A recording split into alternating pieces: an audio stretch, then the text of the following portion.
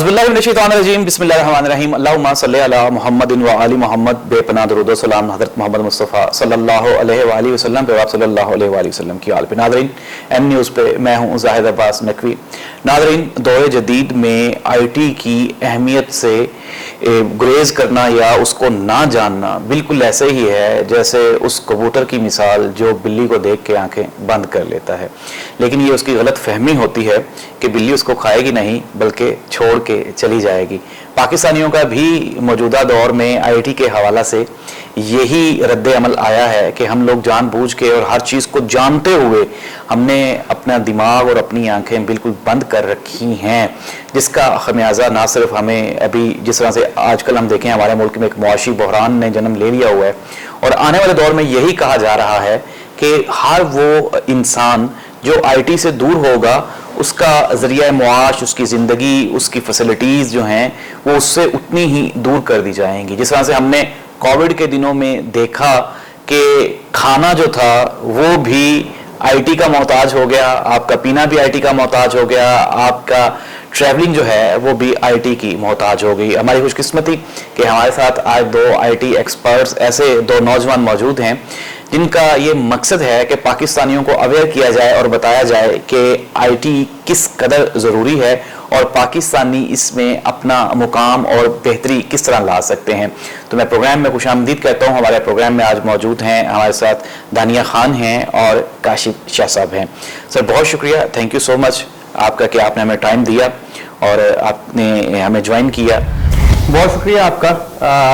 First of all तो आपने नौजवान का, ये मुझे बहुत अच्छा लगा क्योंकि क्या मेरी उम्र तकरीबन 42 साल है, तो इसके लिए बहुत शुक्रिया कि आपने मुझे ऐसे मुखातिब किया। दूसरा, आपकी सारी बात मैंने सुनी, जिस तरह से आपने इसको ऑडियंस के सामने रखा है, ये बिल्कुल बहुत बड़ी हकीकत है कि अभी दुनिया जो है उसका निज़ाम अगर हम बात करें तो वो IT ही उसका निज़ाम है। तो जो इस निज़ाम पे नहीं होगा, इस सिस्टम पे नहीं होगा, उसका सर्वाइवल मुमकिन नहीं होगा। बिल गेट्स ने तकरीबन 2015 में एक स्टेटमेंट दी थी कि जो बिजनेसेस ऑनलाइन नहीं होंगे वो बिजनेसेस ही नहीं होंगे। तो वो 2020 के बाद लोगों ने एक्सपीरियंस किया कि कितने बिजनेसेस बंद हो गए। आज मैं देख रहा था कि हमारी टेक्सटाइल इंडस्ट्री के अंदर बहुत सारे यूनिट्स बंद हुए हैं, बहुत सारे ऐसे लोग जो काम कर रहे थे वो उनकी जॉब खत्म हो गई। उसका जो एक प्रॉब्लम है ना, ठीक है, हमें समझ आती है कि कहीं ना कहीं इलेक्ट्रिसिटी का शॉर्टेज है या और अब मामला है, फाइनेंशियल इंफ्रास्ट्रक्चर सारा हिला हुआ है। लेकिन अगर ये ब्रांड्स, और इसमें बड़े ब्रांड्स भी हैं, मैं नाम दूंगा कि वो इस टाइम पे अपने मनी साइकिल में फंसे हैं, अगर ये कहीं ना कहीं ऑनलाइन होते और ये इस बात को अंडरस्टैंड करते हैं ना कि इन्होंने डायरेक्ट अपने कंज्यूमर तक, अपने एंड यूजर तक कैसे पहुंचना है और अपनी जो प्रोडक्शन है या अपनी बनाई हुई जो चीज़ है उसकी असल कीमत कहाँ से लेनी है, तो इनको ना ये प्रॉब्लम्स फेस ना हो रहे होते। तो यस, एक वो बंदा जो बिल्कुल दुकान में काम कर रहा है और एक जो फैक्ट्री या मिल ओनर है, उससे लेके उस तक जो इंसान सारे ही इस पे अब डिपेंडेंट है। अगर अभी भी हम लोग ये ना समझे तो बड़ा मसला होगा। फिर दूसरी चीज़ ये कि ये तो बिजनेस के पर्सपेक्टिव से बात होगी, अगर कैरियर के पर्सपेक्टिव से बात की जाए, बच्चों के पर्सपेक्टिव से, तो ये इस टाइम पे जो सबसे ज़्यादा समझने वाली बात है वो पेरेंट्स के समझने वाली बात है। हमारे पास मुसलसल मेरे पास जो स्टूडेंट्स आते हैं, बच्चे आते हैं, उनका सबसे बड़ा मेरे से जो एक सवाल होता है कि हम अपने माँ बाप को कैसे समझाएं, क्योंकि वो उसी ट्रेडिशनल और कन्वेंशनल माइंडसेट के साथ जो है ना वो चीज़ें एक्सपेक्ट करते हैं जो उन्होंने अपनी ज़िंदगी में होते देखा और उन्होंने जिस तरह से लोगों को कामयाब होते देखा, वो उसी को फॉर्मूला समझते हैं और वो नई जनरेशन को भी संभाव उसी के ऊपर रखते हैं। इस वजह से जो है ना ऑलरेडी बहुत सारी हमारे पास बेरोजगारी पहले भी है और आगे भी बहुत ज़्यादा होने वाली है अगर हम अपने कैरियर की चॉइसेस ठीक नहीं कर लेंगे, IT को संभाव इसमें इन्वॉल्व इंटीग्रेट नहीं करेंगे। थैंक यू सो मच, आपने अच्छा इंट्रो किया और अच्छी बात क्वेश्चन आपने रेज किया ई-कॉमर्स के हवाले से। तो एक खुशाइंद बात इसमें यह है कि पाकिस्तान इमर्जिंग इकोनॉमीज़ में कंसिडर होता है ई-कॉमर्स को लेके। ये एक अच्छी बात है हमारे लिए कि जहाँ हमारे पास इतनी नेगेटिव चीज़ें चल रही हैं वहाँ IT सेक्टर में हम लोगों ने काफ़ी फ्लरिश किया है। हमारे लोगों को पिछले 2-3 साल 4 साल में ये अवेयरनेस ज़रूर आई है और पाकिस्तान की IT एक्सपोर्ट्स पहले 1 बिलियन को क्रॉस करना हमें मुश्किल लग रहा था, लेकिन अब हम देख रहे हैं कि ये ट्रिलियंस तक भी जा सकती हैं। तो this is a good scene and most importantly अगर हम फ्यूचर को देखें तो अब हर चीज़ ई कॉमर्स है। हम समझते हैं शायद ई कॉमर्स कोई रॉकेट साइंस है या सिर्फ अमेजोन ई कॉमर्स होता है, नहीं, ये जो हाईजैक कर लिया गया है कॉन्सेप्ट, ओनली उसको लिमिट कर दिया अमेजोन तक, आई वुड से ऐसा नहीं है। कोई भी बंदा कोई भी चीज़ अगर फेसबुक के थ्रू भी बेच रहा है तो वो ई कॉमर्स ही कर रहा है। Basically anything sold through the internet is considered e commerce. अब हम एम कॉमर्स की तरफ बल्कि आ रहे हैं, मोबाइल कॉमर्स, जिसमें हम फूड पांडा है या मल्टीपल ऐप्स हैं, आप अपनी लॉन्ड्री की ऐप बना लें, कोई छोटी भी ऐप बना लें, सर्विस की ऐप बना लें या प्रोडक्ट की ऐप बना लें और आप उसके थ्रू अच्छी सेल्स कर सकते हैं। अगर हम सिर्फ इसी सेक्टर पे फोकस कर ले तो पाकिस्तान के अंदर ये जितने हमें इस वक्त मसाइल हैं, इन्फ्लेशन के हैं या हम इकोनॉमिक क्राइसिस के अंदर जा रहे हैं, तो हम इकोनॉमिक शिफ्ट ला सकते हैं ओनली इफ वी इमेजिन कि हर हाउस होल्ड के अंदर हर बंदा कोई एक प्रोडक्ट या सर्विस ई कॉमर्स के थ्रू, लाइक फेसबुक, इंस्टाग्राम, बहुत सारे मल्टीपल चैनल्स हैं, वो कॉमर्स, शॉपिफाई, कहीं से भी आप करना स्टार्ट कर ले तो बहुत अच्छा चेंज आ सकता है। हम इकोनॉमिक शिफ्ट इंडिविजुअल स्केल पे भी ला सकते हैं कि बंदा खुद माशी तौर पे आज़ाद हो जाएगा, और माशी आज़ादी ही कुल्ली आज़ादी होती है, और मैस स्केल पे भी ला सकते हैं। अच्छा, बिल्कुल ठीक है, तालिब ने बात बिल्कुल ठीक की और आपने भी इसको ठीक समझते हुए जो है उसको क्वेश्चन भी अगला ठीक पूछा है। फर्स्ट ऑफ ऑल जो एक बहुत ज़्यादा इसमें इम्पॉर्टेंट चीज़ है वो ये है कि बिल्कुल अगर पाकिस्तान में एक दफ़ा पीसीओ खुलने शुरू हो जाए तो पूरा पाकिस्तान पीसीओ खोल लेता है, और ये ऐसे ही चल रहा है, एक हवा चलती है और फिर सारा पाकिस्तान उस साइड लग जाता है। आईटी उसके बरक्स जो है ना वो, क्योंकि जो हमारी फिजिकल दुनिया है उसी की ये वर्चुअल दुनिया है, कोई नई दुनिया तो है नहीं, सिर्फ उसका कन्वर्जन है। तो इसमें नौजवान के लिए ये समझना सबसे ज़्यादा ज़रूरी है कि हर चीज़ उसके लिए नहीं है, पहली बात। दूसरी ये चीज़ कि एक शेर है, वो ये है कि खुद ही वो कर बुलंद इतना कि हर तकदीर से पहले खुदा बंदे से ही पूछे कि बताते ही रजा क्या है। इसमें जो एक बड़ी इंपॉर्टेंट चीज़ है ना वो खुद ही आपकी खुद ही है कि आप तो वो जो फर्स्ट ऑफ ऑल आपने ये समझना कि आप क्या है, आपके रिसोर्सेज क्या है, आपके पास क्या क्या ऐसी आपके ट्रेड्स हैं जो आप कर सकते हैं। ठीक है, हर बंदा ई कॉमर्स, सब कुछ ई कॉमर्स तो है लेकिन सिर्फ सेल्स प्रोडक्ट की नहीं है, ड्रॉप शिपिंग नहीं है, और आप बहुत सारे स्किल्स जो उनसे वो लेके जो है अपना सिलसिला बना सकते हैं और उसको स्केल भी कर सकते हैं। इसमें जैसे दानी ने कहा हाईजैक हो जाना, वो हाईजैक ऑब्वियसली कॉन्सेप्ट इस सेंस में हो गया कि आपने ना अमेजोन को जो है ना वो ई कॉमर्स, अब जैसे ही आप पाकिस्तान में अगर ई कॉमर्स की बात करेंगे तो आपको ना साथ ही आपको दूसरा ख्याल अमेजोन का आएगा। अमेजोन एक मार्केट प्लेस है, बिल्कुल इस तरह से जिस तरह से आप और मैं ये कहें कि जी कारोबार, हम लोग कारोबार करते हैं, ठीक है, लेकिन कारोबार के साथ आप जो है लिबर्टी मार्केट जोड़ दें, और जब भी किसी के ज़हन में ख्याल आए कारोबार का, वो क्या है कि कारोबार सिर्फ लिबर्टी मार्केट में होता है, तो कारोबार सिर्फ लिबर्टी मार्केट में होता है। कारोबार की बेशुमार नेचर है, बेशुमार उसके मामलात हैं। इसी तरह जब हम वर्चुअल बात करते हैं तो एक मार्केट प्लेस के ऊपर रहने के बजाय और बहुत सारे दूसरी जगह हैं जहाँ पे आप अपना काम कर सकते हैं। तो नौजवान अगर ये फिगर आउट कर लेता है कि उसके लिए बेहतर क्या है और उसके रिसोर्सेज क्या है, तो उसका जो फेलियर रेट है वो कम हो जाएगा, क्योंकि राइट नाउ ई कॉमर्स के ऊपर ना फेलियर रेट जो है ना वो अभी, क्योंकि खुल के बाद सारी बाहर नहीं आ रही है, लेकिन जब ये खुल के बाद सारी बाहर आएगी तो ये बहुत बड़ा फेलियर रेट आएगा आपके सामने ना। तो पहले एक मसला ये था कि जी क्या करें, अब पता लग गया क्या करें, लेकिन दूसरा मसला ये होगा कि क्योंकि अवेयरनेस नहीं है, एजुकेशन नहीं दी जा रही है, और जैसे दाइएगा हाईजैक हो गया है, तो अब फेलियर रेट हमारे सामने आ जाएगा।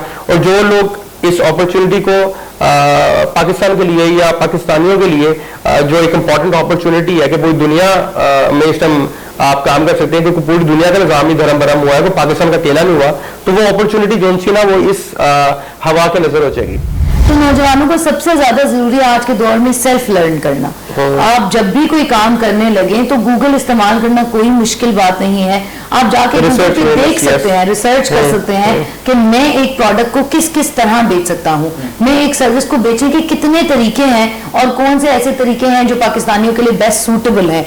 और ये चीजें सिर्फ हमारी इंटरनेशनल मार्केट, हमारी लोकल मार्केट में भी ये तमाम काम किए जा सकते हैं कि आप शालनी से प्रोडक्ट उठाएं और सेंट्रल लाहौर में बेचना शुरू कर दें, फेसबुक ऐड चला दें बेशक, और वो सेंट्रल लाहौर में बेच, तो ये भी ई कॉमर्स ही है। तो आपको थोड़ा सा एक तो कंजर्वेटिव माइंडसेट से निकलना होगा कि लकीर का फकीर ना बने, जितनी बात पता चल गई बस उसी को रट्टा मार लिया और उसी के ऊपर रह लिए, नहीं। सेल्फ लर्न करें, इंटरनेट को एक्सप्लोर करें, खुद जाके थोड़ी सी रिसर्च करें। आप 2 या 3 4 दफा रिसर्च करेंगे, आपके सामने ऐसे आर्टिकल्स, ऐसी वीडियोस, ऐसी चीजें खुल जाएंगी जिसमें आपको बेतहाशा अपॉर्चुनिटी मिल सकती है। अच्छा देखिए, first of all e commerce को अगर हम थोड़ा गौर से समझे ना, तो वो ई कॉमर्स ऐसे है कि कोई भी चीज या सर्विस जब आप इंटरनेट पे बेचते हैं तो वो दैट इज ई कॉमर्स। ये है उसकी डेफिनेशन। इट मीन्स कि फ्रीलांसिंग भी ई कॉमर्स ही है। अगर आप अपनी सर्विस भी दे रहे हैं थ्रू इंटरनेट तो दैट इज ई कॉमर्स। तो ई कॉमर्स तो एक ओवरऑल वो हो गया। अब बात आ जाती है कि अपॉर्चुनिटी कहाँ कहाँ पे है। तो आपके लिए जो है ना, सिर्फ और सिर्फ आप प्रोडक्ट्स के बिजनेस को ना देखें, आप स्किल्स की तरफ फोकस करें। हर बंदा जो सा है वो कारोबार नहीं कर सकता। हर बंदे का जो एनवायरनमेंट रहा है शुरू से, जिस पे उसने ग्रो किया है, उसकी जो बिल्ट बनी है, वो जरूरी नहीं कि कारोबार के लिए उस तरह हो, लेकिन वो कारोबार के लिए स्किल्स के थ्रू मुफीद जरूर हो सकता है। जो मैंने कैरियर वाइज जैसे मैंने बात की थी, तो उसमें आप डिजिटल मार्केटिंग को ले सकते हैं, सोशल मीडिया मार्केटिंग को ले सकते हैं, ग्राफिक्स की तरफ मूव कर सकते हैं। आप कुछ प्रोग्रामिंग खास किस्म की ऐसी है जो मोबाइल प्रोग्रामिंग कर लें, आप वेब प्रोग्रामिंग वाली साइड पे चले जाएं, ए वाली साइड पे आप आ जाएं, आप ब्लॉकचेन की तरफ आप थोड़ा सा मूव करें। आप इस तरह की टेक्नोलॉजीज को थोड़ा सा स्टडी करना शुरू करें। ये आने वाले और मौजूदा दौर की जो है वो नीड ऑफ द आर भी है, इसकी डिमांड बहुत बड़ी भी होने वाली है। ठीक है, फिर कुछ स्किल्स मैं और भी बता देता हूँ जो समहाउ अभी आने वाले दौर में चाहिए। एक जो सबसे बड़ा स्किल है वो है आपका क्रिटिकल थिंकिंग का। ठीक है, कि वो आने वाले दौर में वो लोग चाहिए जो क्रिटिकली चीजों को सोच सकें, और दूसरा उनकी एनालिटिकल थिंकिंग भी हो, वो उस तरह से भी चीजों को लेकर चल सके।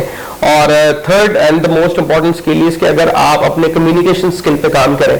अभी यूएस में बैठा बंदा और पाकिस्तान में बैठा बंदा के बीच में ना सिर्फ वैल्यू का, अगर यहाँ का बंदा कम्युनिकेशन अच्छा कर सकता है और उसके पास जो है वो दूसरी भी कोई अगर वैल्यू एग्जिस्ट करती है देने के लिए, तो उसका कंपैरिजन ग्लोबल मार्केट में हो रहा है। उसके लिए इंपॉर्टेंट नहीं कि वो अमेरिकन को कोई बंदा जॉब देगा या पाकिस्तानी को कोई जॉब देगा, लेकिन अगर सेम काम दोनों में से कोई कर सकता है, जो कि रिसेशन के पर्सपेक्टिव के मुताबिक जो वहां पे हालात है उसके मुताबिक वहां की कंपनी की भी यही कोशिश होगी कि वो बंदा पाकिस्तान से उठाए, क्योंकि उसकी जीत है उसमें, उधर से कम पैसे देने पड़ेंगे यहाँ पर। फिर आपकी जो कमिटमेंट है वो आपको इस तरह नहीं करनी कि जी आपने $16 पर आवर मिनिमम वेज देनी है कि इंटर्न को यूएस में, और फिर उसकी मेडिकल कंडीशंस को भी देखना है, वो भी आपने इंश्योरेंस भी देनी है, आपने उसको कॉन्ट्रैक्ट भी देना है, नंबर ऑफ आवर्स 40 लाजमी पूरे करने हैं। तो वो जो बाउंड्री है उसमें आपने जो फंस जाना वहां पे, वही पैसे अगर आप यहाँ पे देते थे, आप 4 रिसोर्स अच्छे कैलिबर के और वो इंटर्न भी नहीं होंगे, वो स्किल्ड रिसोर्स होंगे, तो उसके बिजनेस को जो है ग्रोथ मिल सकती है। तो ये विन विन सिचुएशन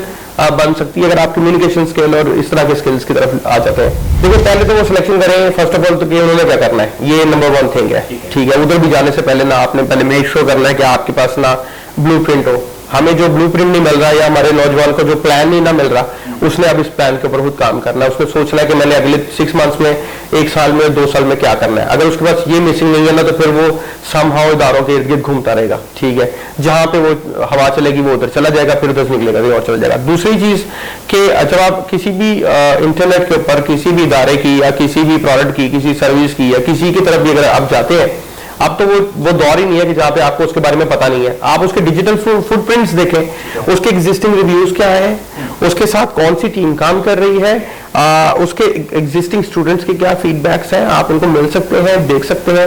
तो पहले आप उस इदारे को, उसकी प्रोडक्ट को और उन सब चीजों को अच्छी तरह से स्टडी करें, और फिर आपको खुद समझ आ जाएगी कि क्या मैं सही डायरेक्शन में हूं। I would like to add here is, किसी भी इदारे को अगर आपने कहीं पे एनरोल करना है, कहीं पर भी जाना है, तो आप सबसे पहले बिफोर के आप उनको पे कर दें, आप उनका कोई फ्री कंटेंट देखें। उनकी वीडियोस ऑनलाइन मौजूद हैं, उन्होंने कोई वर्कशॉप करवा रहे हैं, कोई डेमो क्लास करवा रहे हैं, तो पहले तो आप उस फ्री रजिस्टर करें और उस चीज में जाके अपना वक्त भी दें और बैठ के कानून करें कि क्या ये आपके मतलब की चीज है।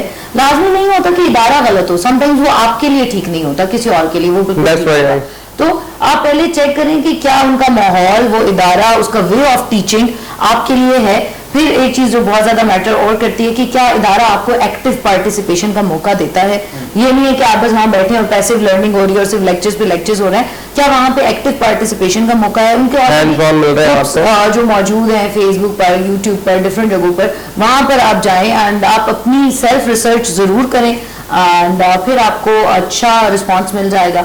नाम लेने को आई वुड से कि इमरान अली दीना बहुत अच्छा काम कर रहे हैं। अगर मुझे नहीं पता वो सिखाते किस पर्सपेक्टिव में, लेकिन GFX मेंटोर हैं वो, और graphics, video editing, one of the best teachers. मैं अभी बिल्कुल सही बात है कि अगर आप उनका काम देखें वो लगता ही नहीं है कि पाकिस्तान से काम करते हैं। ये इसका मतलब ये नहीं है कि पाकिस्तान बुरा काम करता है, लेकिन IT इंडस्ट्री के अंदर आप जब किसी एक नीश को सिलेक्ट कर लेते हैं ना, तो उसमें कोई लिमिट नहीं है, आप किसी भी लिमिट तक जा सकते हैं। तो जिस लिमिट तक वो आगे हैं और जिस लिमिट तक वो जा सकते हैं, वो उन्होंने अमेजिंग काम किया है।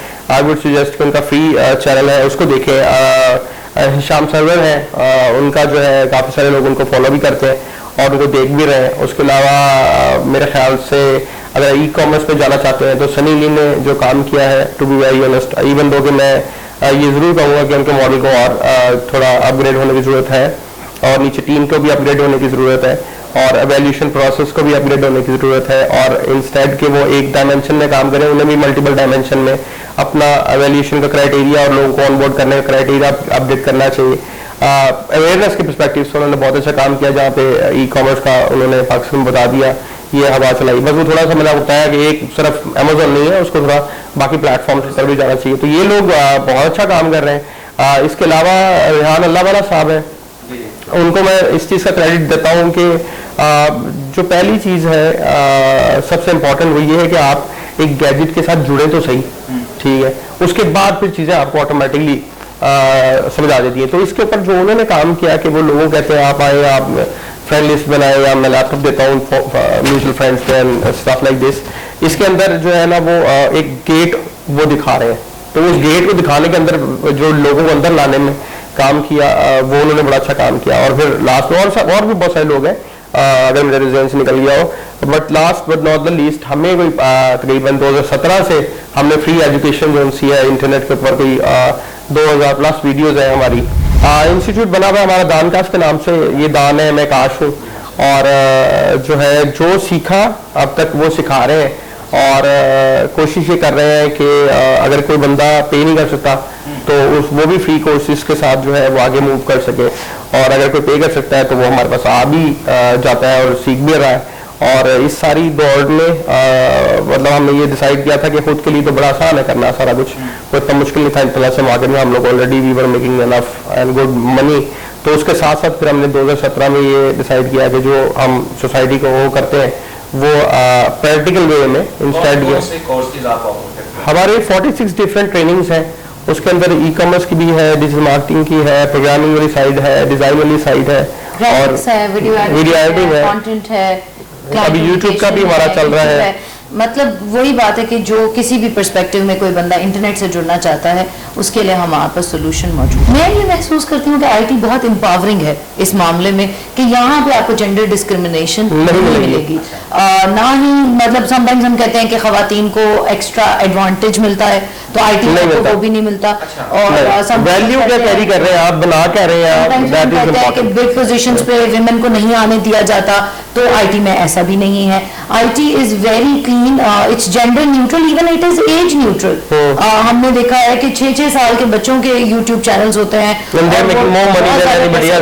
तो ये इतना फर्क है। तो IT is gender neutral, IT is age neutral, it is even status quo neutral. Capitalism का ऑल्टरनेटिव है कि जहाँ पे लाजमी नहीं है कि सरमायादार का बेटा ही सिर्फ बिजनेस कर सकता है, कोई भी कर सकता है।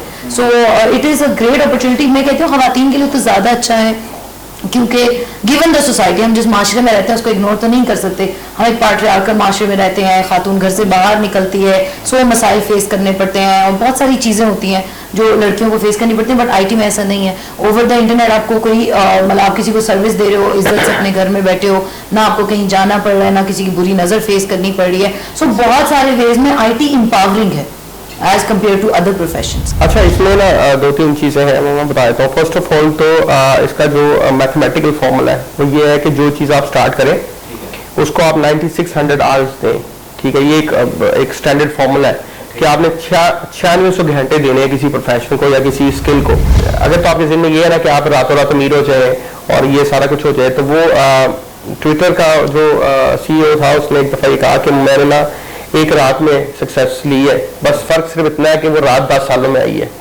तो ये राहत, और मुझे भी अगर मैं अपनी बात करूं या हमारी बात करें, 10 साल तो मुझे दानिया के साथ हो गए यहाँ पहुंचते हुए, 20 साल मुझे ओवरऑल हो गया आईटी के अंदर। तो पैसा बनाना, क्योंकि सीधा ऑब्जेक्टिव यही होता है कि जी फाइनेंशियल पैसे पैसे पैसे। तो अगर तो आप ये सोच रहे हैं ना कोई जादू की वो है कुंजी या कोई सीक्रेट फॉर्मूला है, तो there is no secret formula. Formula सिर्फ ये है कि अगर आपको सक्सेस मिल रही है 9600 आवर्स में और आप 8 घंटे स्पेंड करते हैं, तो इंस्टेड ऑफ 8 आवर्स आप 16 आवर्स स्पेंड कर लें, आपके 6 महीने में आप वहां पहुंच जाएंगे जहां पे आप पहुंचना चाहते हैं। ठीक है, तो वो टाइम को कैसे आप कंज्यूम करते हैं और कितने कंसिस्टेंट रहते हैं और अपने लिए राइट स्किल और अपना कैरियर पाथ जो है वो प्लान करते हैं नहीं करते हैं, इस चीज को अगर आप देख लेते हैं तो फिर आपके लिए नाकामी उनकी है वो पॉसिबल ही नहीं है, क्योंकि इंसान के लिए वो भी कुछ है जिसके लिए वो कोशिश करता है। तो अगर आप कोशिश ठीक करेंगे तो इनिशियल अर्निंग आपकी जरूर शुरू हो सकती है। समटाइम्स बच्चों को अभी वो ट्रेनिंग ले ही रहे होते हैं या कोई काम शुरू कर रहे होता है, तो उनको पहले हफ्ते में, पहले महीने में जॉब मिल जाती है, प्रोजेक्ट मिल जाता है, आपको एक हौसला जरूर वहां से मिल सकता है। लेकिन अगर हम एक स्टेबल इनकम की बात करें तो कम से कम 3 से 6 महीने किसी भी इंसान को चाहिए। ये तो हम करियाने की दुकान भी खोलें तो हम समझते हैं कि हमें ब्रेक इवन करने तक 3 से 6 महीने कम से कम दरकार है। और जैसे कि काश ने कहा कि आप अपने आवर्स इंक्रीज कर सकते हैं। और ये जो बात है, हमारी आज की जनरेशन जो बहुत सहूलत पसंद है और क्विक रिजल्ट्स चाहती है, तो एक शेर है कि बेमेहनत पे हम कोई जौहर नहीं खिलता, रोशन शर रेतेशा से है खाना फरहाद। तो मेहनत तो शर्त है, लाजिम है आप करें। स्मार्ट वर्क कर सकते हैं, हार्ड वर्क को अवॉइड करें, आप स्मार्ट वर्क कर सकते हैं, लेकिन करना पड़ेगा। प्लस 21 डेज का एक हमारा सक्सेस फॉर्मूला, 21 दिन का फॉर्मूला है। अगर किसी बंदे को, किसी बच्चे को, किसी को भी दुनिया में नहीं समझ आ रही कि उसने क्या करना है, कैसे करना है, किस तरह करना है, तो वो 21 दिन का एक फॉर्मूला है, वो उसको जाकर देख ले। उसके अंदर पूरा ब्लूप्रिंट कैसे बनाया जाता है कैरियर का, या कारोबार को लेके कैसे उसको स्टेजेस में आप आगे लेके जाते हैं, उसका पूरा एक फॉर्मूला बना के दिया हुआ है। 4 घंटे का फॉर्मूला है, अगर आप उसको देख लें तो कि कोई भी चीज़ हो ना, साइड इफेक्ट उसका होता ही होता है। जिन्होंने कोई उलटा काम या कुछ भी करना होता है वो आईटी के बगैर भी कर सकते थे, वो रसालों के दौर में भी करते थे, न्यूज़पेपर के दौर में भी चिट्ठियां लिखी जाती थी। नो, ये तो एक हमको कार्ड वाला दौर था हमारा, वो कार्ड मिलते थे, बाकी तो कुछ मिलता ही नहीं था, तो वो भी पहुंच जाते हैं आप तक। मैं यही कहूंगी कि एज अर्ली एज पॉसिबल। मेरा अपना बेटा माशाल्लाह 8 साल का है और वो गेम्स बना रहा है, वो कोडिंग करता है। और ये नहीं कि मैंने उसको कहा है कि तुम करो, उसको शौक है और वो अपने कैरेक्टर्स बना रहे हैं। मुझे तो लगता है पहले मैं ये समझती थी कि बच्चों के लिए टू अर्ली एक्सपोजर है स्क्रीन का, लेकिन नहीं, एक चीज इनएविटेबल है। अगर हमने उसको नहीं रोका ना, हमने उसको प्रोडक्टिव तरीका नहीं दिया, तो उसने इस्तेमाल जरूर करनी है। वो यूट्यूब वीडियोस देख लेंगे, वो बच्चे कुछ और देख लेंगे। इससे बेहतर है कि हम उन्हें एक प्रोडक्टिव ऑल्टरनेटिव दे दें। जब बंदा किसी मेहनत की तरफ लगा होता है ना, या उसके जब डॉलर्स आ रहे होते हैं, तो वो इधर उधर की डिस्ट्रैक्शंस में पड़ता भी नहीं है। फिर उसकी ज्यादा फोकस यही रहता है कि मैं इसको मजीद अपने काम पे फोकस करूं और मजीद अर्निंग ला सकूं। लेकिन अगर बच्चा घर पे बैठा है, वो कुछ नहीं कर रहा, आईटी का वो कोई सही इस्तेमाल नहीं कर रहा, तो गलत इस्तेमाल जरूर हो रहा है। ये हर घर में हो रहा है, इसको हम नहीं रोक सकते। इसमें आपने जो केस जिसके बारे में बात किया, देखें इसमें इम्पोर्टेंट एक चीज ये है कि अगर ये रिस्पॉन्सिबिलिटी बनती है पेरेंट्स की, ठीक है, कि जिन्होंने पैदा किया ना, उनको ये बात पता होनी चाहिए कि उनके बच्चे क्या कर रहे हैं।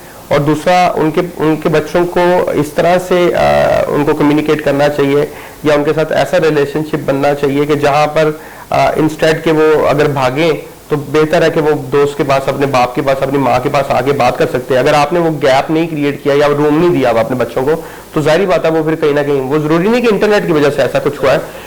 मैंने तो शुरू से लोगों को भागते देख रहा हूँ, पूरी जिंदगी गुजर गई। जब लोग भाग रहे हैं, तब इंटरनेट नहीं था, तब भी भाग रहे थे, अखबारों में भी भाग रहे थे, टीवी में भी भाग रहे थे। इसका ताल्लुक इंटरनेट से नहीं है, इसका ताल्लुक पेरेंटिंग से है।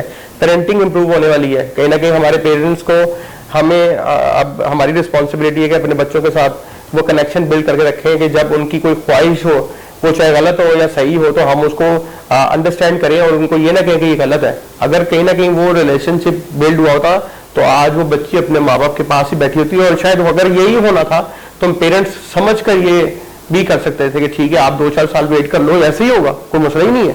लेकिन उसको, वो क्यों भागी? क्योंकि उसको पता था कि कहीं ना कहीं मेरी कितने सुनी नहीं जानी, ठीक है। तो आपने ऐसा रिबेल बच्चा कैसे प्रोड्यूस किया, ये आपकी रिस्पॉन्सिबिलिटी थी।